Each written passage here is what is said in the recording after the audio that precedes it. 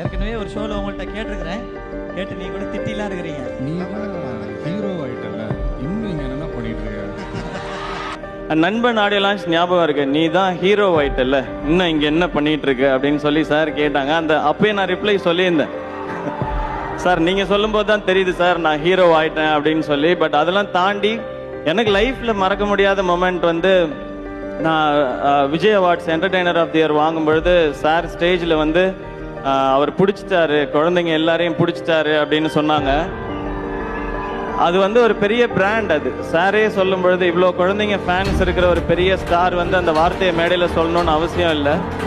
அது எனக்காக சொன்னாங்க. அது டெஃபினட்டாக நான் லைஃப் லாங் மறக்க மாட்டேன். நெக்ஸ்ட் டே வந்து அவங்கள நேரில் பார்த்து தேங்க் பண்ணோம் அப்படின்னு சொல்லி நான் சதீஷ்ட கேட்டேன். அப்போயும் சார் வந்து ரொம்ப ஹம்பிளாக, சேச்சா அதெல்லாம் வேணாம்ப்பா, அதெல்லாம் பரவாயில்ல, நான் சந்தோஷமாக சொன்னேன், நான் வாழ்த்துக்கள் அப்படின்னு சொல்லிட்டாங்க.